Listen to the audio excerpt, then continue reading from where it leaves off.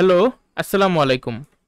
আজকে এসএসসি জীববিজ্ঞানের তৃতীয় অধ্যায় কোষ বিভাজনের ওয়ান শট সিকিউ এবং এমসিকিউ ক্লাস। আজকে আমরা বোর্ডের সকল সিকিউ আর এমসিকিউ সলভ করব 23 আর 24 সালের। আচ্ছা, প্রথমেই দেখো সাইটোকাইনেসিসের পূর্বে কোনটি ঘটে, এই প্রশ্নটা। তার আগে আমার বুঝতে হবে সাইটোকাইনেসিস জিনিসটা কি। তোমাদের কি কারো মনে আছে? সাইটোকাইনেসিস মানে হইল সাইটোপ্লাজমের বিভাজন। তাহলে সাইটোপ্লাজমের বিভাজন হওয়ার আগে আমার হইতে হবে নিউক্লিয়াসের বিভাজন, মানে ক্যারিওকাইনেসিস। এই ক্যারিওকাইনেসিসেরই কিন্তু 5টা ধাপ ছিল: prophase, prometaphase, metaphase, anaphase, telophase. তার মানে যেই টেলোফেজ শেষ হয় তার সাথে সাথে সাইটোকাইনেসিস শুরু হয়। কিন্তু এইখানে তারা অপশনে তারা দাগাইছে কি দেখছো, ইন্টারফেস। সাইটোকাইনেসিসের পূর্বে আসলে ইন্টারফেস কিন্তু হয় না, এই কথাটা ভুল। এটা কারেক্ট অ্যান্সার হবে টেলোফেজ। তোমরা গাইড থেকে এটা সংশোধন করে নেবা, ঠিক আছে? টেলোফেজের পরে সাইটোকাইনেসিস হয়, আর সাইটোকাইনেসিসের পরে হইল গিয়ে ইন্টারফেজ হয়। যদি প্রশ্নটা করতো যে সাইটোকাইনেসিসের পরে কি ঘটে, তাহলে সেটার উত্তর আমরা ইন্টারফেস দিতে পারতাম। বুঝতে পারছো? আচ্ছা, জনন কোষের সংখ্যা বৃদ্ধি পায় কোন বিভাজনের কারণে? এই যে একটা সুন্দর একটা প্রশ্ন। সবাই মনে করবে জনন কোষ দেখেই কিন্তু দাগাই দেবে যে মিওসিস। দেখছো, স্যাররাও কিন্তু চালাক, তারা কিন্তু প্রথম অপশন মিওসিসই রাখছে। কিন্তু আমরা দেখছি যে জনন কোষের সংখ্যা বৃদ্ধি, এটা কি মিওসিস নাকি মাইটোসিস? এটা কিন্তু মাইটোসিস কোষ বিভাজনের কারণে হয়। মাইটোসিস কোষ বিভাজনের কারণে আমার ফাংশনগুলো কি ছিল তোমাদের কি কারো মনে আছে? জাস্ট 4টা পয়েন্ট, তাই না? যে দেহ গঠন করে, ক্ষতস্থান পূরণ করে, অঙ্গ জননে সাহায্য করে, আর জনন কোষের সংখ্যা বৃদ্ধি করে। এই হলো গিয়ে মাইটোসিসের কাজ, এই 4টা জাস্ট, ঠিক আছে? মাইটোসিসের কোন ধাপে স্পিন্ডল তন্তু সৃষ্টি হয়? আচ্ছা দেখি, স্পিন্ডল তন্তু বা স্পিন্ডল যন্ত্র, এটা কিন্তু আমার প্রো মেটাফেজে শুরু হইতো। যাদের বৈশিষ্ট্যগুলো ভালোভাবে মুখস্থ তাদের কাছে এগুলা ডাল ভাত। অ্যাস্টার রে বিচ্ছুরিত হয়, এটাও কিন্তু প্রো মেটাফিজি হয়। যদি প্রশ্ন করতে অ্যাস্টার রে কোন অঙ্গাণু থেকে বিচ্ছুরিত হয়, তাহলে আমাদের উত্তর হইতো কি? উত্তর হইতো সেন্ট্রোসোম, তাই না? আচ্ছা, তো নিউক্লিওলাসের সম্পূর্ণ বিলুপ্তি ঘটে কোন ধাপে? এইটা অনেকে পারে না, অনেকে আউলাই যায় আর কি। এই নিউক্লিওলাস আর নিউক্লিয়ার মেমব্রেন, এই দুইটা পার্ট বিলুপ্ত হওয়া শুরু করে প্রোফেজে। প্রো মেটাফেজে বিলুপ্ত হওয়া চলতে থাকে, আর মেটাফেজে আইসা সম্পূর্ণরূপে বিলুপ্ত হয়ে যায়। তাহলে এখানে কোশ্চেন করছে সম্পূর্ণ বিলুপ্তি ঘটে, তাহলে আমাদের উত্তর হবে মেটাফেজ। এই পর্যন্ত কি কারো কোনো সমস্যা আছে? আজকের ক্লাসটা খুবই ইজি, বুঝছো? এগুলা একদম ইজি, মুখস্থ টাইপের জিনিসপাতি। সেন্ট্রোমিয়ারের বিভাজন শুরু হয় কোন ধাপে? এটা আমি নিজে খুব বেশি ভুল করতাম, কারণ আমি মনে করতাম, আসলে এটা আমার দোষ না, আমার যতদূর মনে পড়ে ক্লাস 8-এর বইয়ে আমি সেদিন চেক করছি যে এই সেন্ট্রোমিয়ারের বিভাজন এটা কিন্তু অ্যাকচুয়ালি অ্যানাফেজ ধাপেই লেখা, ঠিক আছে? কিন্তু প্রকৃত উত্তর কি, বা আমাদের 9-এর বইয়ে কি লেখা আছে, এই সেন্ট্রোমিয়ারের বিভাজন কোন ধাপে হয়? এটা কিন্তু মেটাফেজের একেবারে শেষের দিকে হয়, ঠিক আছে? অ্যানাফেজ কিন্তু হবে না, হবে মেটাফেজ। মেটাফেজের লাস্টের দিকে সেন্ট্রোমিয়ারটা বিভাজন হয়। 11 নম্বর, মাইটোসিসের কোন পর্যায়ে যে নিউক্লিয়ার মেমব্রেন নিউক্লিওলাস সম্পূর্ণ বিলুপ্তি, সম্পূর্ণ বিলুপ্তি মানেই ওটা মেটাফেজ। কোন পর্যায়ে ক্রোমোজোমগুলো বিপরীত মেরুর দিকে সরে যেতে থাকে? ওই যে একটা ক্রোমোজোমের যে দুইটা পার্ট ক্রোমাটিড আছে, যখন সেন্ট্রোমিয়ারটা ভাগ হয়ে যায় তখন কিন্তু ওই দুইটা আলাদা আলাদা আলাদা আলাদা কি ছিল, ক্রোমাটিড না? ওই প্রত্যেকটা ক্রোমাটিডই এখন অপত্য ক্রোমোজোমে পরিণত হয়েছে। সেই অবস্থায় ক্রোমোজোমগুলো কিন্তু বিপরীত মেরুর দিকে যেতে থাকে। আমরা জানি এই সময় ভি, এল, জে, আই এগুলার মতো দেখতে লাগে। যদি ভি এর মতো দেখতে হয় তাহলে সেটাকে আমরা বলি কি? মেটাসেন্ট্রিক। যদি এল এর মতো লাগে তখন আমরা সেটাকে বলি সাবমেটাসেন্ট্রিক। জে এর মতো লাগলে অ্যাক্রোসেন্ট্রিক, আর আই এর মতো লাগলে টেলোসেন্ট্রিক। এগুলো আমাদের বইয়ে কিন্তু দেয়া আছে, ঠিক আছে? আচ্ছা, তো এই যে হয় এটা কোন ধাপে? এটা অবশ্যই হবে আমাদের অ্যানাফেজ ধাপে। এজন্য অ্যানাফেজ ধাপকে বলা হয় গতি পর্যায়। এই যে পরের প্রশ্ন দেখো, যে বর্ণের আকৃতি, তাহলে এটা কি হবে? অ্যাক্রোসেন্ট্রিক, একটু আগে বলছে। কোষ বিভাজনে ক্রোমোজোমের কোন আকারটিতে সাবমেটাসেন্ট্রিক? ওই সাবমেটাসেন্ট্রিক মানেই হইল এল। যে আকৃতি তাহলে অ্যাক্রোসেন্ট্রিক, আই আকৃতি তাহলে টেলোসেন্ট্রিক। মানে আমি কোশ্চেনও পড়তেছি না। মাইটোসিসের কোষ বিভাজনের কোন ধাপে অপত্য ক্রোমোজোম, মানে এই যে নতুন যে ক্রোমোজোমটা তৈরি হয়েছে, উৎপন্ন হয়, বলতো অপত্য ক্রোমোজোম কোথায় তৈরি হয়? অবশ্যই অ্যানাফেজে তৈরি হয়, ঠিক আছে। মেটাফেজের একেবারে লাস্টের দিকে আমার সেন্ট্রোমিয়ারটা কিন্তু দুইটা ভাগে ভাগ হয়ে গিয়েছিল, আর অ্যানাফেজের একদম প্রথম হেডিংটাই হইলো এই অপত্য ক্রোমোজোমগুলো দুই মেরুর দিকে যাইতে থাকে। দেখছো তারা কিন্তু একটা চালাকি করছে, এই যে চারটা অপশন দেওয়া এখানে কিন্তু মেটাফেজ তারা ইচ্ছা করে দেয় নাই।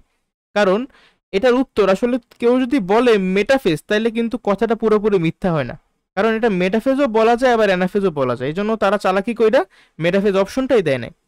তবে আমাদের যদি এরকম প্রশ্ন আসে আমরা অ্যানাফেজটাই দাগাবো।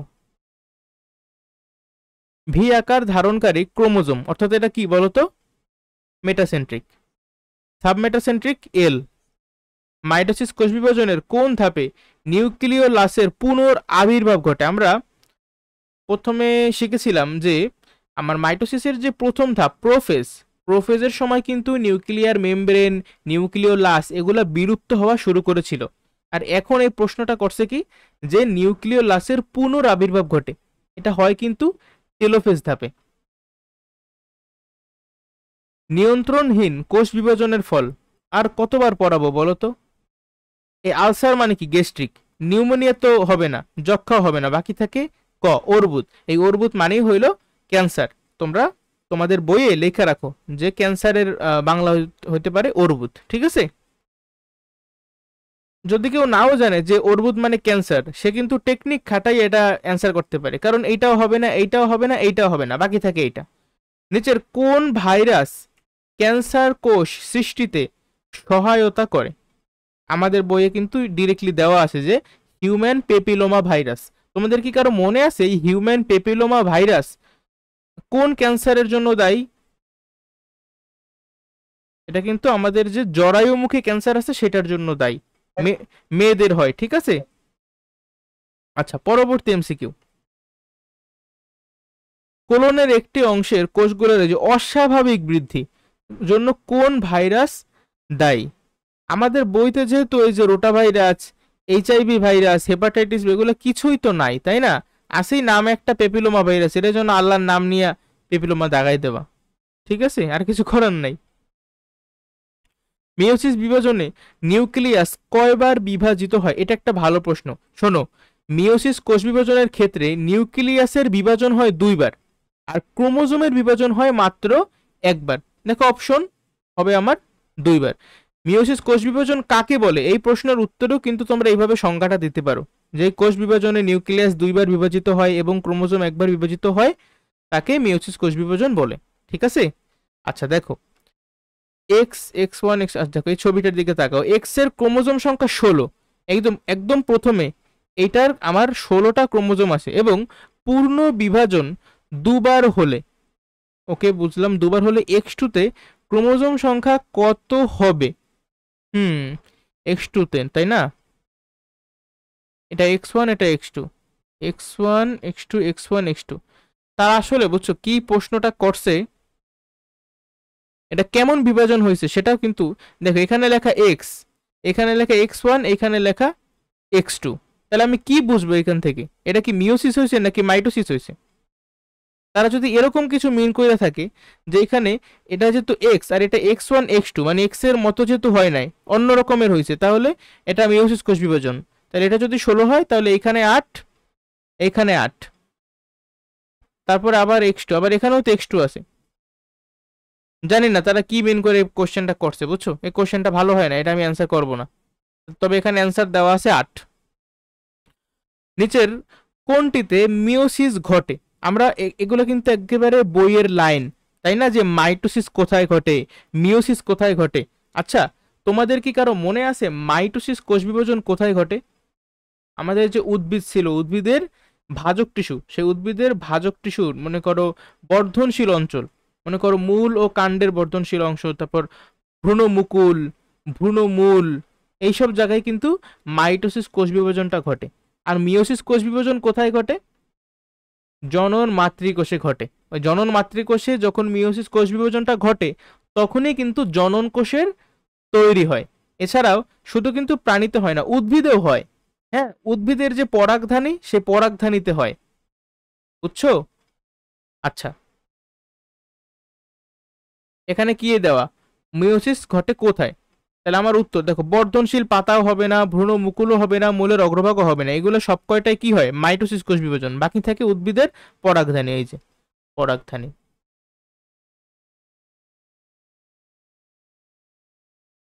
দেখো, মিওসিস ঘটে সপুষ্পক উদ্ভিদের কোন অংশে? আবার সেম প্রশ্ন, মানে আবার দিছে পরাগধানী। মিওসিস ঘটে কোথায়? ওই যে পরাগধানী, দেখলা? কিছু কিছু কিন্তু এমসিকিউ স্যারদের খুব পছন্দ, এগুলো বারবার দেয় তারা। মিওসিস কোষ বিভাজনের দ্বিতীয় বিভাজনটি মানে সেকেন্ড মিওটিক ডিভিশন বা মিওসিস 2, ওটা কিন্তু একেবারে মাইটোসিসের মতো, তাই না? বলছে কোনটির অনুরূপ? ওই যে কোনটির অনুরূপ? মাইটোসিসের অনুরূপ। কেউ কেউ করবে কি জানো, শুধুমাত্র এতটুকু পড়বে যে কোষ বিভাজনের দ্বিতীয় বিভাজন, দেখেই তারা অপশন এই দাগায় দেবে মিওসিস 2। আরে তোমারে তো বলে না যে এই দ্বিতীয় বিভাজনকে কি বলে, তোমারে বলছে এটা কোনটির অনুরূপ বা কোনটির মতো। উত্তর হবে মাইটোসিস। তার মানে কি আমাদের ফুল কোশ্চেনটা পড়তে হবে, বেশি তাড়াহুড়া করলে মারা খাবো পরীক্ষার হলে। মিওসিস কোষ বিভাজনের মাধ্যমে কোনটি ঘটে বলতো? এই যে জীবের ক্ষতস্থান পূরণ, এটা তো মিওসিসের কাজ না। টিউমার ক্যান্সার, এটা কিন্তু অনিয়ন্ত্রিত মাইটোসিস কোষ বিভাজনের ফল। আবার অপত্য কোষে ক্রোমোজোম সংখ্যা সমান না, এটাও কিন্তু মাইটোসিসের বৈশিষ্ট্য। আর মিওসিসের বৈশিষ্ট্য হলো এইটা, যে প্রজাতিতে বৈচিত্র্যের সৃষ্টি করে। মিওসিসের যে কাজ, মূলত কিন্তু কাজ দুইটা। এক হইলো তোমার ক্রোমোজোম ও জেনেটিক ক্ষমতা বজায় রাখে, আর দ্বিতীয় আর সবথেকে ইম্পর্টেন্ট কাজ হলো জেনেটিক বৈচিত্র্য সৃষ্টি করে। আমরা জানি যে জীবের যত বেশি বৈচিত্র্য, তার অভিযোজন ক্ষমতা তত বেশি। অভিযোজন ক্ষমতা মানে কি? নতুন একটা পরিবেশে খাপ খাওয়াইয়া নেওয়ার যে এবিলিটি, এটাই হলো অভিযোজন ক্ষমতা। তার মানে তোমার অভিযোজন ক্ষমতা যদি বেশি হইতে চাও, তোমার অবশ্যই জেনেটিক বৈচিত্র্য বেশি থাকতে হবে। এখন প্রশ্ন আসতে পারে যে অভিযোজন ক্ষমতা যদি বেশি থাকে তাহলে লাভ কি?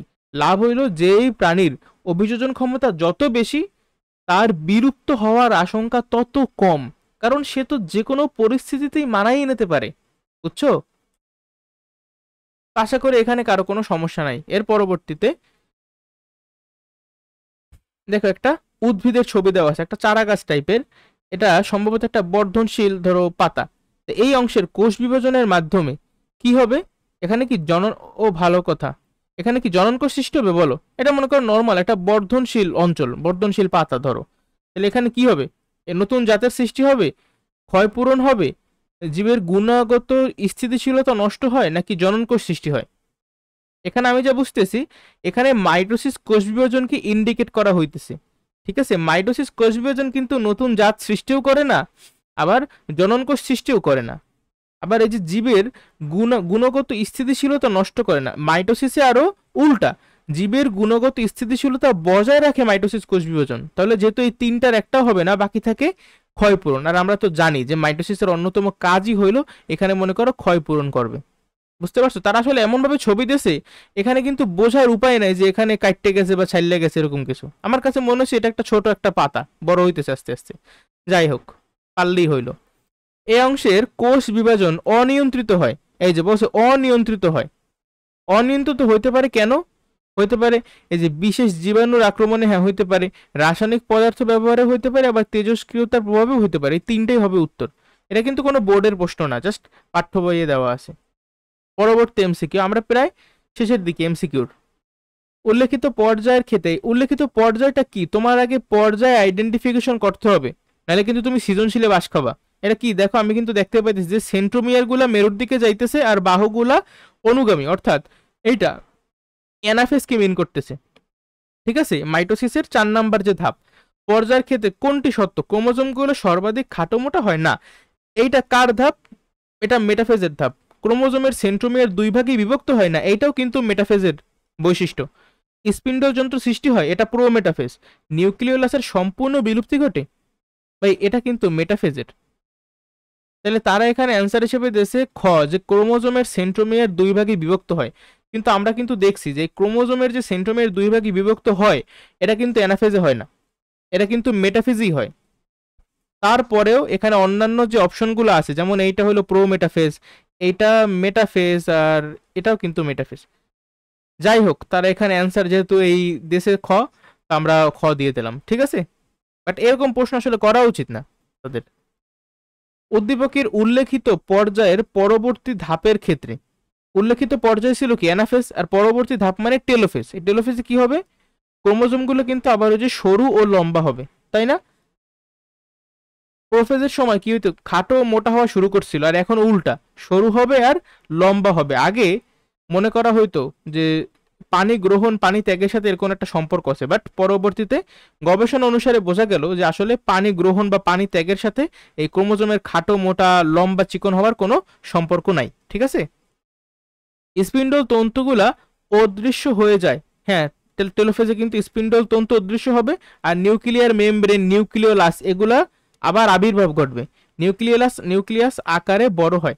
এই নিউক্লিয়াস আকারে তো বড় হয় না, নিউক্লিয়াস আকারে বড় হইতো কিন্তু প্রোফেজে। তোমার কি মনে পড়ে, প্রোফেজের সময় কিন্তু নিউক্লিয়াসটা বড় হইতো, কারণ নিউক্লিয়াসের বিভাজন হওয়াইতে হবে, একটা নিউক্লিয়াসকে আমার ভাঙতে হবে, তাহলে অবশ্যই ভাঙার আগে আমার ওটাকে বড় করা লাগবে। এজন্য কিন্তু প্রোফেজে নিউক্লিয়াসটা আকারে বড় হইতো, ঠিক আছে। এইভাবে আমি তোমাদেরকে মনে রাখা শিখাইছিলাম। এর পরবর্তীতে এটাও কিন্তু টেলোফেজের একটা ছবি, তাই না? টেলোফেজ বা সাইটোকাইনেসিস। দেখো টি চিহ্নিত অংশটির নাম কি, যে টি চিহ্ন, এটা একটা কোষ প্লেট। এই কোষ প্লেটটাই কিন্তু ভবিষ্যতে কোষ প্রাচীর গঠন করবে। এটা কিন্তু উদ্ভিদ দেহে কিভাবে সাইটোকাইনেসিস হয় সেটার ছবি। প্রাণী দেহে কিন্তু এরকম হবে না। প্রাণী দেহে কি হবে, এই কোষ ঝিল্লিটা ভিতরের দিকে ঢুকতে থাকে, ঢুকতে ঢুকতে এক সময় একেবারে লাগিয়ে যায়, ফলে দুইটা আলাদা আলাদা কোষের সৃষ্টি হয়। আচ্ছা কি বললাম একটু আগে, লাগিয়ে যায় না, এটা মেবি অনেক জায়গায় লাগিয়ে যায় মানে হলে কি লেগে যায়, ঠিক আছে, অনেকে নাও বুঝতে পারে আর কি। চিত্রের পর্যায়টিতে দেখো, চিত্রের পর্যায় মানে টেলোফেজ, এই টেলোফেজে স্পিন্ডল যন্ত্রের তন্তুগুলো নষ্ট হয়, হ্যাঁ একেবারে সত্য কথা। ক্রোমোজোম সরু ও লম্বাকার ধারণ করে, হ্যাঁ এটাও সত্য কথা। নিউক্লিয়াসের প্রস্থান হয়, প্রস্থান হয় মানে কি, এটা তো বুঝলাম না, নিউক্লিয়াসের প্রস্থান তো হয় না, কেমন শব্দ ভাই, যাই হোক। 1 ও 2, এখানে কি নিউক্লিয়াসের প্রস্থান হয়েছে বলো, প্রস্থান তো হয় নাই ভাই। আচ্ছা যাক, দেখো পরবর্তী 40 ও 41 নম্বর প্রশ্ন, ভালোভাবে লক্ষ্য করো। 24, এ এ, বি বি বি বি, কি বুঝাইতে পারে এখানে, এ ও বি চিহ্নিত স্থানগুলোতে ক্রোমোজোমের সংখ্যা, ও ভালো কথা, নিচে রেখা দিয়েছে যে মিওসিস 2, মিওসিস 2 মানে জানি কি, মিওসিস 2 কিন্তু সমবিভাজন, মানে এটা কিন্তু মাইটোসিসের মতোই। আর আমরা জানি যে মাইটোসিস কোষ বিভাজনের ফলে বলতো ক্রোমোজোম সংখ্যা কি সেম থাকে নাকি চেঞ্জ হয়, নাকি অর্ধেক হয় নাকি দ্বিগুণ হয়? ক্রোমোজোম সংখ্যা কিন্তু সেম থাকে। মাইটোসিস কোষ বিভাজনের সংজ্ঞাটাই ছিল এরকম, যে কোষ বিভাজনের ফলে সমান সংখ্যক ক্রোমোজোম বিশিষ্ট দুটি অপত্য কোষ সৃষ্টি হয়, তাই মাইটোসিস কোষ বিভাজন, মনে আছে? তাহলে এতেও কিন্তু 24টা, আর বিতেও কিন্তু 24টা, কিন্তু এইখানে তারা অ্যান্সারে 2412 দেশে, 2412 কি মিন করে দেশে বুঝলাম না। তাহলে তো এখানে লেখা উচিত ছিল যে এটা হলে গিয়ে মিওসিস 1, তাই না? না লেখলে আমি কিভাবে বুঝবো, আমি তো বুঝবো ধরে নিছি এখানে যেহেতু মিওসিস 2 লেখা, তার মানে হয়তোবা এই সবই মিওসিস 2 বুঝাইতেছে। দেখ এই প্রশ্নটা আসলে হয় নাই, ঠিক আছে। উদ্দীপকে প্রদর্শিত কোষ বিভাজনের ফলে, এই কোষ বিভাজন কি, এটা মিওসিস কোষ বিভাজন। এই মিওসিস কোষ বিভাজনের ফলে কি হয় বলতো, প্রজাতির মধ্যে বৈচিত্র্য দেখা যায়, হ্যাঁ এটা মিওসিসের একটা অন্যতম গুরুত্ব। প্রজাতির ক্রোমোজোমের সংখ্যা ধ্রুবক রাখে, হ্যাঁ এটাও সত্য। কারণ ওই যে দেখলাম যে 46 দেখি 23 করে, তারপর 23 জোড়া লাগে কিন্তু আবার 46ই থাকে, তার মানে ক্রোমোজোমের সংখ্যাটা কিন্তু ধ্রুবক থাকে, কনস্ট্যান্ট থাকে একটা নির্দিষ্ট প্রজাতির ক্ষেত্রে। হুম কোষের স্বাভাবিক আকার আকৃতি বজায় রাখে। আচ্ছা কোষের স্বাভাবিক আকার আকৃতি, এই কাজটা কিন্তু আমার মিওসিসের না, এটা মাইটোসিসের একটা কাজ। মাইটোসিসের কিন্তু অন্যতম একটা আরেকটা কাজ ছিল, সেটা হলো এই যে নিউক্লিয়াস সাইটোপ্লাজম এগুলোর মধ্যে আকার আকৃতিগত একটা ভারসাম্য মেনটেন করা, আমাদের বইয়ে আছে জিনিসটা, বুঝছো? এই ছিল আমাদের, আরো একটু আছে এমসিকিউ, এখনো শেষ হয় নাই, হ্যাঁ প্রায় শেষ, এই লাস্ট 2টা। বি চিত্রের কোষ বিভাজন, আচ্ছা বি চিত্র মানে এখানে ছবিটা আসলে দেওয়া নাই, যাই হোক বীজ, তাহলে ছবি না দেওয়া থাকলে তো এখানে আমি সলভও করতে পারবো না, তাহলে এগুলো বাদ দাও, এই 2টা বাদ দাও। পরবর্তীতে দেখো আমাদের কিন্তু এখন প্রথম সিকিউরিটির দিকে সবাই একটু লক্ষ্য করো, ময়মনসিংহ বোর্ড 2024, ফার্স্ট কোশ্চেনটাই দেখো ইন্টারফেস কি, আর আমি আগে তোমার বললে নেই এই ইন্টারফেস কি আর ক্যান্সার কেন সৃষ্টি হয় বা এই যে টিউমার কেন সৃষ্টি হয়, এই দুইটা প্রশ্ন হইল এই চ্যাপ্টারের সব থেকে বেশি কমন ক আর খ। তো এই দুটো তোমার পারাই লাগবে, ঠিক আছে। যেমন ইন্টারফেস কি, তোমাদের কি মনে আছে যে মাইটোসিস কোষ বিভাজনের পূর্বে কোষের যে নিউক্লিয়াসটা আছে সেই নিউক্লিয়াসকে কিছু প্রস্তুতিমূলক কাজ করতে হয়, সেই প্রস্তুতিমূলক যে পর্যায়টা সেটাই হইল ইন্টারফেস। এই কথাটাই লিখতে হবে তোমার খাতায়, ঠিক আছে। আর আমরা জানি ইন্টারফেস কিন্তু কোষ চক্রের 90 to 95% সময়, আর বাকি 5 থেকে 10% হলো এম ফেস বা মাইটোটিক ফেস। এগুলো তোমরা যারা এখন 9-এ তারা কিন্তু তাদের 8-এর বইয়ে এই জিনিসগুলো ছিল, একটু মনে করে দেখো। ক্যান্সার কেন সৃষ্টি হয়, আচ্ছা এটাও খুব সহজ প্রশ্ন।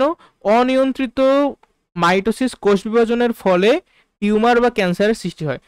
তারপর সেকেন্ড প্যারায় যাবা, সেকেন্ড প্যারায় মাইটোসিস কোষ বিভাজন কাকে বলে সেই সংজ্ঞাটা লিখবা, তারপরে বলবা যে মাইটোসিস কোষ বিভাজন কিছু প্রোটিন দ্বারা নিয়ন্ত্রিত হয়, কিন্তু যদি আমাদের দেহে বাইরের জীবাণু আক্রমণ করে বা রাসায়নিক দ্রব্যাদির প্রভাবে বা ওই যে তেজস্ক্রিয়তার প্রভাবে কি হয় তখন, তখন এই কোষ চক্র বা বলতে পারো কোষ বিভাজন নিয়ন্ত্রক প্রোটিনগুলোকে তারা সরিয়ে ফেলে, ঠিক আছে। আমাদের শরীরে মনে করে একটা ব্যাকটেরিয়া ঢুকলো, ওই ব্যাকটেরিয়ার দেহে কিন্তু কিছু প্রোটিন তৈরি হয় ওই সময়, ওই প্রোটিনগুলো করে কি কোষ বিভাজন নিয়ন্ত্রক যে প্রোটিনগুলো আছে সেই প্রোটিনগুলোকে সরাইয়ে ফেলায়, ফলে কিন্তু আমার কোষ বিভাজন আর নিয়ন্ত্রিত থাকতে পারে না। তখন কি হয়, তখন অনিয়ন্ত্রিত কোষ বিভাজনের সৃষ্টি হয়, একে a tumour which can lead to malignancy known as cancer. Okay, এর পরবর্তী কোশ্চেনটা একটু দেখো। এক্স ক্রোমোজোমের যে ধাপে ক্রোমোজোমগুলো মেরুমুখী হয় সেটা সচিত্র বর্ণনা করো, মানে আমার চিত্র দিতে হবে। আর এমনিও বায়োলজি মানেই কি চিত্র, সুন্দরভাবে চিত্র আঁকার প্র্যাকটিস করবা, ঠিক আছে, লেখবাও আবার চিত্রও আঁকবা, তাহলে একেবারে ফুল মার্ক। এক্স বিভাজন মানে কি বুঝাচ্ছে, এই যে 2n থেকে 2n মানে কি, এটা কিন্তু ক্রোমোজোমের সংখ্যা সেম আছে তাই না, ডিপ্লয়েড ডিপ্লয়েড, অর্থাৎ মাইটোসিস কোষ বিভাজন। আবার সেকেন্ড স্টেজটা দিকে একটু লক্ষ্য করো, এই যে ওয়াই 2n থেকে n হয়েছে, তার মানে কি এখানে কিন্তু আমার ক্রোমোজোমের সংখ্যা কি হয়েছে বলো তো, অর্ধেক অর্ধেক হয়ে গেছে না, তার মানে এখানে কিন্তু মিওসিস ঘটছে, আর প্রথমটা হলো গিয়ে মাইটোসিস। তাহলে এক্স বিভাজন মানে মাইটোসিস কোষ বিভাজনের যেই ধাপে ক্রোমোজোমগুলা মেরুমুখী হয়। আচ্ছা কোন ধাপে ক্রোমোজোমগুলা মেরুমুখী হয়, মানে মেরুর দিকে যাইতে থাকে ক্রোমোজোমগুলা, অবশ্যই অ্যানাফেজ ধাপে। তো সেটি সচিত্র বর্ণনা করো। তো অ্যানাফেজ ধাপের বর্ণনায় তুমি কি লিখতে পারো বলো তো, বর্ণনায় তুমি লিখবা যে ক্রোমোজোমের ক্রোমাটিডগুলো পরস্পর থেকে বিভক্ত হয়ে এখন তারা অপত্য ক্রোমোজোমে পরিণত হয়। তারপরে সেন্ট্রোমিয়ারগুলো থাকবে মেরুগামী আর ক্রোমোজোমের বাহুগুলো থাকবে অনুগামী, এইভাবে তারা দুই মেরুর দিকে যাইতে থাকবে। এইটাই হইল মূলত আমার অ্যানাফেজ, তাই না। আর ছবিটা তুমি কিভাবে আঁকবা দেখো, ধরো এভাবে তুমি আগে স্পিন্ডল যন্ত্রটা আঁকো, এই মনে করো স্পিন্ডল যন্ত্র, আর এখন কিন্তু তুমি মাঝখানে আঁকবা না, ঠিক আছে, তুমি দেখাবা যে এই যে দুই পাশে, এগুলো দেখাইছিলাম থিওরি ক্লাসে, ঠিক আছে। এইভাবে দুই মেরুর দিকে আমার অপত্য ক্রোমোজোমগুলা যাইতেছে, সেন্ট্রোমিয়ারগুলো থাকবে মেরুমুখী আর বাহুগুলা থাকবে কি অনুগামী, ঠিক আছে, সেন্ট্রোমিয়ার মেরুগামী আর বাহুগুলা অনুগামী বা পশ্চাৎগামী। বুঝতে পারছো, এতটুকু দেবা, আর কিচ্ছু তোমার দিতে হবে না, শেষ। পরবর্তী কোশ্চেনটার দিকে একটু লক্ষ্য করি আমরা সবাই, যে জীবের ক্রোমোজোম সংখ্যা সমতা রক্ষায় ওয়াই বিভাজনের গুরুত্ব বিশ্লেষণ করো। ওয়াই বিভাজন মানে মিওসিস কোষ বিভাজন, হ্যাঁ। ক্রোমোজোমের সংখ্যা সমতা রক্ষায় বা ধ্রুবক রাখায় কিভাবে মিওসিস কোষ বিভাজন ভূমিকা পালন করে, এগুলো কিন্তু তুমি ব্যাখ্যাটা দিতে পারবা, তাই না। কিভাবে দিবা, প্রথমে মিওসিস কোষ বিভাজনের সংজ্ঞা দেবা, আগে সংজ্ঞা দেওয়ার পরে বলবা এর যে কাজ আছে, দুইটা মেইন ফাংশন কি, জিনগত সমতা রক্ষা করা আর জিনগত বৈচিত্র্যের সৃষ্টি করা। তারপরে এটা ব্যাখ্যা করবা যে কিভাবে ক্রোমোজোমের সংখ্যা সমতা রক্ষা করে, সব মানে বইয়ে যত কিছু সেগুলো লিখতে হবে। যেমন জনন মাতৃকোষে জনন কোষ সৃষ্টি হয় তখন কিন্তু আমার মিওসিস কোষ বিভাজনটা লাগে, মিওসিস কোষ বিভাজনের ফলে হয় কি ডিপ্লয়েড থেকে হ্যাপ্লয়েড কোষের সৃষ্টি হয়। পরবর্তীতে যখন পুং জনন কোষ আর স্ত্রী জনন কোষ মিলিত হয় তখন যে এককোষী জাইগোটটা সৃষ্টি হয় সেখানে কিন্তু আমার ক্রোমোজোমের সংখ্যাটা প্রজাতির মতোই থাকে বা ধ্রুবক থাকে আর কি। ঠিক আছে, ওই চিত্রটা অবশ্যই দেবা যে এই মনে করো শুক্রাশয়, এই ডিম্বাশয়, বা লেখবা পুংজনন কোষ, পুং জনন মাতৃকোষ, স্ত্রী জনন মাতৃকোষ, সেখান থেকে ওই যে স্পার্ম আঁক বা ডিম্বাণু আঁক বা পুং জনন কোষ, স্ত্রী জনন কোষ, তারপরে দুইটা একসাথে জাইগোটের ছবি দেখাবে। এগুলো কিন্তু আমি বেসিক ক্লাসে সব আলোচনা করছি, তাই না? এগুলো দিতে পারবা তোমরা। এটা কিন্তু আমার বইতেই আছে, বইয়ের একটা ছবি, এই আমি যেটা তোমার একটু আগে বললাম এটা বইতেই দেওয়া আছে। সেই ছবিটা এখানে অবশ্যই দেবা এই ঘ নাম্বারে, তাইলেই ফুল মার্ক। পরবর্তী প্রশ্ন দেখো আবার, স্পিন্ডল যন্ত্র কি, আর খতে টিউমার সৃষ্টির কারণ কি? টিউমার সৃষ্টির কারণ আমি আর বলবো না, অলরেডি বইলে ফেলাইছি। স্পিন্ডল যন্ত্র কি?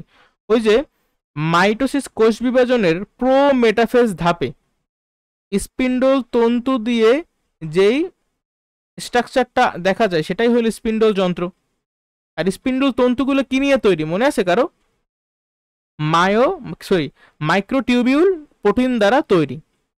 বুঝছো, এই কথাগুলো লিখতে হবে যে মাইটোসিস কোষ বিভাজনের দ্বিতীয় ধাপ অর্থাৎ প্রো মেটাফেজে মাইক্রোটিউবিউল নামক প্রোটিন দিয়ে তৈরি যে গঠন দেখা যায় তাই স্পিন্ডল যন্ত্র। এটি অনেকগুলো স্পিন্ডল তন্তু নিয়ে গঠিত। শেষ, মোর দেন ইনাফ। গ, উল্লেখিত প্রথম অংশের কোষ বিভাজনটির, আচ্ছা প্রথম অংশ বলতে দেখো উদ্দীপক এখন আমি পড়ি নাই। জবা গাছের কচি কাণ্ড, এখানে একটা কথা লেখা কি কচি, কচি মানে হলে গিয়ে বর্ধনশীল, এটা আরো বড় হবে, মানে এখানে কিন্তু অবশ্যই আমার মাইটোসিস কোষ বিভাজন হবে। আর পরবর্তীতে এবং পরাগধানীর কোষ বিভাজন, পরাগধানী এখানে হবে কি মিওসিস কোষ বিভাজন। এদের মধ্যে ভিন্নতা তো অবশ্যই দেখা যায়। প্রথম অংশ মানে মাইটোসিস কোষ বিভাজনের তৃতীয় পর্যায় বা তৃতীয় ধাপটাকে মেটাফেজ ধাপ।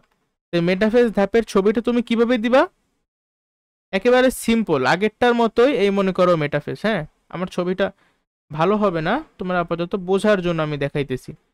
মেটাফেজের ধাপে আমার যে ক্রোমোজোমগুলো থাকবে সেই ক্রোমোজোমগুলো সবকটা ক্রোমোজোম কোথায় আঁকবা? এই যে মাঝ বরাবর আঁকবা। ঠিক আছে, তাইলে এটা মেটাফেজ হয়ে যাবে। এই মেটাফেজ হয়ে গেল সচিত্র বর্ণনা। আর অবশ্যই তুমি এগুলো আইডেন্টিফাই করে দেখাবা যে এইটা হলো গিয়ে সেন্ট্রোমিয়ার, এই হলো গিয়ে ক্রোমোজোম, এইটা এক একটা কি স্পিন্ডল তন্তু।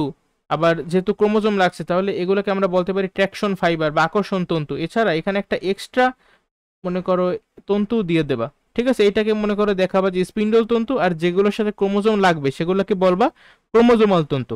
ঠিক আছে, দুই পাশে দুইটা মেরু, তারপর এখানে যে অ্যাস্টার রে থাকে, অ্যাস্টার রে থেকে, আচ্ছা ভালো কথা, অ্যাস্টার রে তো না, সেন্ট্রিওল থাকে, সেন্ট্রিওল থেকে অ্যাস্টার রে যে নিঃসৃত হয়, এটা কিন্তু মেটাফেজ আসলে দেখান লাগবে না, এটা প্রো মেটাফেজে দেখাবা। মেটাফেজে অ্যাস্টার রে দেখান লাগে না, শুধুমাত্র এটা আঁকলেই হবে। বুঝতে পারছো? তাহলে এই চিত্রটা আঁকবা আর এই যা যা বললাম সে ব্যাখ্যাটা কর। ব্যাখ্যাগুলো কি? ব্যাখ্যাটা তো আমি তোমার বলি নাই, শোনো। ব্যাখ্যা হইলো আমি স্পষ্ট দেখতে পারতেছি আমার ক্রোমোজোমগুলা বিষুবীয় অঞ্চলে এই সময় থাকে। পুরো মেটাফেজ ধাপে ক্রোমোজোমগুলো বিষুবীয় অঞ্চলে বিন্যস্ত হওয়া শুরু করে, মানে মাঝামাঝি আসা শুরু করে প্রো মেটাফেজে, আর একেবারে মাঝামাঝি থাকে কখন? মেটাফেজ ধাপে। এই সূক্ষ্ম পার্থক্যটা জানি তোমাদের ভুল না হয়। আবার আরেকটা কথা, এই মেটাফেজ ধাপেই কিন্তু নিউক্লিয়ার মেমব্রেন আর নিউক্লিওলাস সম্পূর্ণরূপে বিলুপ্ত হয়। আরেকটা কথা, এই ধাপেই ক্রোমোজোমগুলো সব থেকে বেশি খাটো ও মোটা দেখা যায়। ঠিক আছে, এই জাস্ট যে কয়টা পয়েন্ট আমি বললাম এগুলো বলবা, more than enough. Last question, দ্বিতীয় অংশের বিভাজন মানে মিওসিস কোষ বিভাজন প্রজাতির বৈচিত্র্যতা সৃষ্টি করে। ওই যে এখানে ক্রসিং ওভার, জাস্ট এই একটা কথা তুমি অবশ্যই উল্লেখ করবা লেখার সময়, কি ক্রসিং ওভার, এটা তোমার বইতে নাই। ক্রসিং ওভার, ক্রসিং ওভার আমি কিন্তু বিস্তারিত ক্লাসে তোমাদেরকে দেখাইছি, তাই না, যে কিভাবে ক্রসিং ওভারটা হয়। এই মনে করো বাবার কাছ থেকে একটা ক্রোমোজোম আসলো, বাবার কাছ থেকে একটা ক্রোমোজোম আসলো, এটা হলো গিয়ে বাবার কাছ থেকে আসা ক্রোমোজোম। আবার মায়ের কাছ থেকে আরেকটা ক্রোমোজোম আসলো।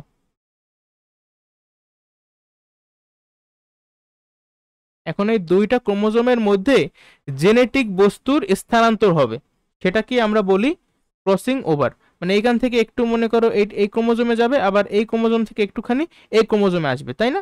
এই ছবিটা তোমাদের দেখানোর কোনো দরকার নাই, তাহলে স্যারের আবার বেশি পাকনা মনে করবে। জাস্ট একটা কথা জাস্ট উল্লেখ করো যে ক্রসিং ওভার হয়। হুম, ক্রসিং ওভার হইলে লাভ কি বলতো? ক্রসিং ওভার হইলে যেহেতু জেনেটিক বস্তুর স্থানান্তর হয়, ফলে এখানে কিন্তু অপত্য যে দুইটা কোষ হবে সেই দুইটা কোষ মাতৃকোষের মতো হুবহু গুণ সম্পন্ন হবে না, তাদের মধ্যে বৈচিত্র্য থাকবে। এই এই একটা সিম্পল কথা, আর কিছুই নাই। এটা আসলে 4 মার্কের প্রশ্ন হয়ই না, বাট তাও আমরা দেখব যে এই চ্যাপ্টার থেকে সব থেকে কমন 4 মার্কের প্রশ্ন কিন্তু এই যে প্রজাতির বৈচিত্র্য, এই কোশ্চেনটাই আসবে, তুমি ধৈর্য নাও। তো একটা কাজ করতে পারো, তুমি গুগল থেকে দেখো বা চ্যাট জিপিটি থেকে দেখো, যেভাবেই দেখো না কেন প্রজাতির বৈচিত্র্য একটা সুন্দর একটা নোট নিজেরা খাতায় লেখা ফেলাও, ঠিক আছে, যাতে পরীক্ষার হলে আসলে লিখতে পারো, বইতে বেশি ইনফরমেশন দেওয়া নেই। প্রশ্ন 3, জবা গাছের কচি কাণ্ডে এবং পরাগধানীর আবার এই যে, ও সরি, এটা কি সেম কোশ্চেনটা? হ্যাঁ, সেম প্রশ্নটা ভুলে আমি 2বার দিয়ে দিছি। যাক, 4 নাম্বার, আবার দেখছো কি মানুষের টিউমার হওয়ার কারণ, ইন্টারফেস কি, এগুলার পড়ান লাগবে। উদ্দীপকের কোষ বিভাজনের বি ধাপে এই ছবিটা খুবই খুবই খুবই জঘন্য হয়েছে, এটা বোঝার কোনো উপায় নেই, আমি নিজেই বুঝতাম না, যদি এভাবে দেওয়া থাকতো আমি বিশ্বাস করে আমি বুঝবো না এটা কি আঁকছে তারা। তবে যেহেতু আমি অ্যান্সার দেখছি, ঠিক আছে, মিথ্যে কথা বলবো না, আমি অ্যান্সার দেখছি, এটা হবে মেটাফেজ ধাপ, ঠিক আছে। বাট এটা দেখা কোন দিক দিয়ে, মানে মাঝখানে অ্যাটলিস্ট একটা আমার কি বলে ক্রোমোজোম তো দেবে, কিচ্ছু দেয় না, দেখে বুঝবে কেমন এটা মেটাফেজ? মাথা আঁকছে আর মুন্ডু আঁকছে। আর লাস্টেরটা এটাও কিন্তু দেখে বোঝার উপায় নেই, কিন্তু তারা অ্যান্সার দিয়েছে এটা হলো গিয়ে টেলোফেজ ধাপ। আর প্রথমটা এটা তো নর্মাল নর্মাল লাগতেছে, তো এটাকে আমরা বলবো প্রোফেজ ধাপ, ঠিক আছে। আমার বইলা লাভ নাই, যারা কোশ্চেন করছে তাদের বলে, এইভাবে মানুষ মানে ছবি দেয়। উদ্দীপকের কোষ বিভাজনের বি ধাপে কি ঘটে, মানে মেটাফেজ ধাপে কি ঘটে, একটু আগে যেগুলো আমি বললাম সেগুলো তোমাকে আবার একটু বলতে হবে, ঠিক আছে। আর চিত্রটাও দিয়ে দিও, চিত্র একটু বুঝছো ভালো মতো দেবা, বইয়ে যেটা আছে না সেইটা দেবা, তারপর দেখাই দেবা যে দেখ আমরা তোদের থেকে ভালো আঁকতে পারি। ঘ নাম্বার দেখো কি বলছে, যে ক্রোমোজোমের বিভিন্ন পরিবর্তন ধাপ এ থেকে সি সৃষ্টিতে বিশেষ ভূমিকা রাখে। এখানে ক্রোমোজোমের তো পরিবর্তন হয়, কারণ প্রোফেজ ধাপে ক্রোমোজোমগুলো কিন্তু কি খাটো আর মোটা হওয়া শুরু করছিল, আর টেলোফেজ ধাপে আইসা আমার দেখো প্রোফেজ ধাপে আমার ক্রোমোজোমগুলো খাটো মোটা হওয়া শুরু করছিল, তারপরে মেটাফেজ ধাপে সব থেকে বেশি খাটো ও মোটা ছিল, আর টেলোফেজ ধাপে কিন্তু ওটা খাটো মোটা থেকে উল্টো হয়ে যাইতেছে, মানে লম্বা আর চিকন হওয়া শুরু করছে, ঠিক আছে। আগের বইতে এখানে ব্যাখ্যাটা দেওয়া হয়েছিল এভাবে যে জল যোজন হয়, জল বিয়োজন হয়, কিন্তু এখন কিন্তু সেই ব্যাখ্যাটা আর দেওয়া যাইতেছে না। ইভেন তোমরা যদি এই গাইডে অ্যান্সার দেখো সেখানেও কিন্তু জল এই যে খাটো আর মোটা যে হইতেছে সেখানে তারা ব্যাখ্যা দিচ্ছে যেখানে জল বিয়োজন হয়, আবার এই যে লম্বা ও চিকন হইতেছে তারা ব্যাখ্যা দিচ্ছে জল যোজন হয়, কিন্তু আসলে এটা এখন আর ভ্যালিড না, কারণ তোমাদের বইতে স্পষ্ট বলে দিছে কি বলছে, যে জল যোজন আর জল বিয়োজনের সাথে এই ক্রোমোজোমের আকারের যে পরিবর্তন এটার সাথে কোনো সম্পর্কই নেই, ঠিক আছে। 5 নাম্বারটার দিকে লক্ষ্য করো কি বলছে, 2n মানে এটা অবশ্যই মাইটোসিস কোষ বিভাজন, তারপর এখান থেকে n মানে এ হইলো মাইটোসিস আর বি হইলো মিওসিস কোষ বিভাজন। প্রথম প্রশ্ন, ক্রোমোজোম কি? ক্রোমোজোম কি বলতো? নিউক্লিয়াসের যেই অংশের মধ্যে ডিএনএ থাকে তাই হলো ক্রোমোজোম, এভাবে বলতে পারো, বা তোমাদের বই বা গাইডে যদি আরো ভালো কোনো সংজ্ঞা দেওয়া থাকে সেটাও লিখতে পারো। কোন কোষ বিভাজনকে সমীকরণিক কোষ বিভাজন বলে? অবশ্যই মাইটোসিস কোষ বিভাজনকে সমীকরণিক কোষ বিভাজন বলে, আর মিওসিস কোষ বিভাজনকে হ্রাসমূলক কোষ বিভাজন বলে। আচ্ছা, প্রশ্ন, যে মাইটোসিস কোষ বিভাজনকে কেন সমীকরণিক কোষ বিভাজন বলে, তাই না? বলো তো এর উত্তর কি হতে পারে?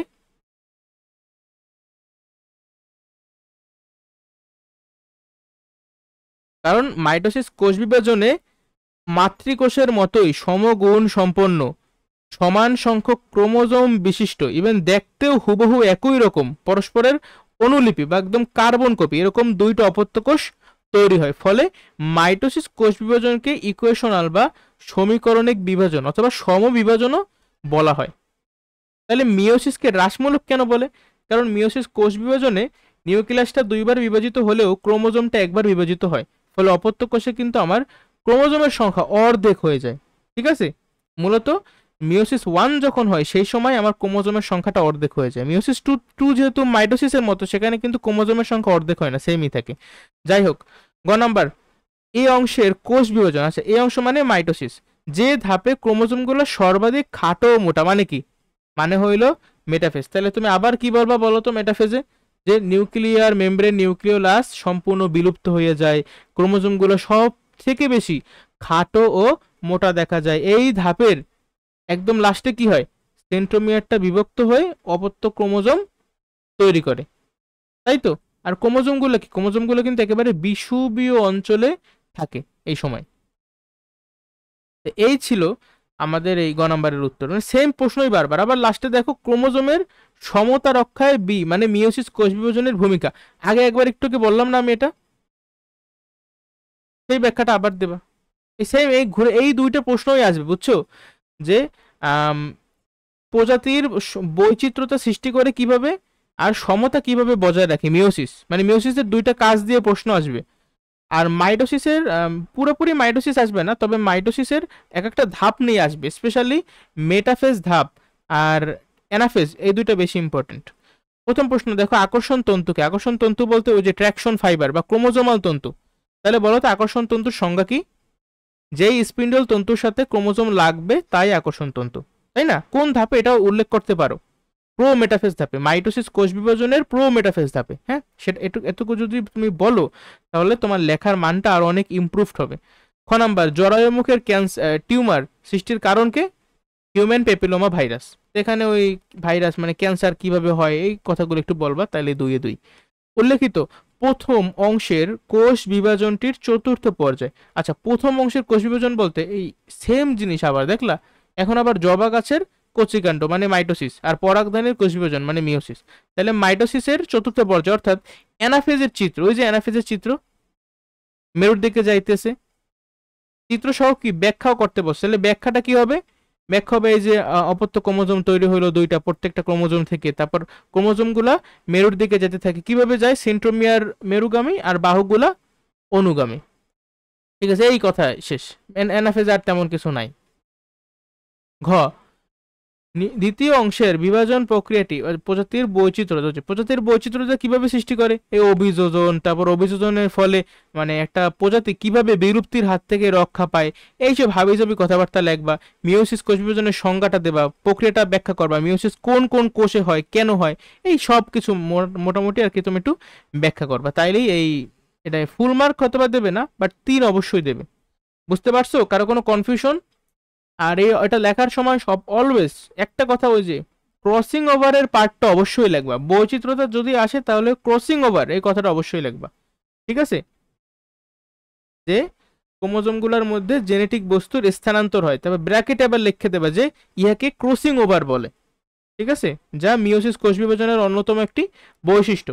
এই একটা কারণেই কিন্তু মিওসিস কোষ বিভাজনের ফলে বৈচিত্র্যতার সৃষ্টি হয়, কিন্তু মাইটোসিস কোষ বিভাজনে বৈচিত্র্যতার সৃষ্টি হয় না, বরঞ্চ কি হয়, স্বকীয় বৈচিত্র্য মানে স্বকীয় যে বৈশিষ্ট্য আছে প্রত্যেকটা প্রজাতি সেটা বজায় থাকে। তাহলে এই ছিল আমাদের বায়োলজি তৃতীয় অধ্যায়। এখানে আর তেমন কিছু নাই, খুবই ছোট আর খুবই সহজ একটা চ্যাপ্টার। এখান থেকে হাতে গোনা এই 2-3টা টপিক পড়লেই তুমি মোটামুটি, যদি পরীক্ষায় সৃজনশীল আসে তাইলে অ্যান্সার করতে পারবা। না আসার সম্ভাবনা একটু বেশি, তবে আসলেও আসতে পারে। আর এই অধ্যায়টা মূলত আমাদের এমসিকিউ জন্য ইম্পর্টেন্ট বলা যায়, স্পেশালি যারা এসএসসি 26 ব্যাচ, তোমাদের যেহেতু এই চ্যাপ্টারটা পরীক্ষায় আসে, আর তোমাদের কিন্তু ফুল চ্যাপ্টার না, হ্যাঁ, তোমাদের কিন্তু জাস্ট কয়টা 6টা না জানি 7টা চ্যাপ্টারই আছে বায়োলজির। তো এখান থেকে অবশ্যই প্রশ্ন আসবে, সবাই ভালোভাবে পড়ো। আশা করি ভিডিওটা সবার ভালো লাগছে। সবাই ভালো থাকো, অপরকেও ভালো রাখো। আসসালামু আলাইকুম।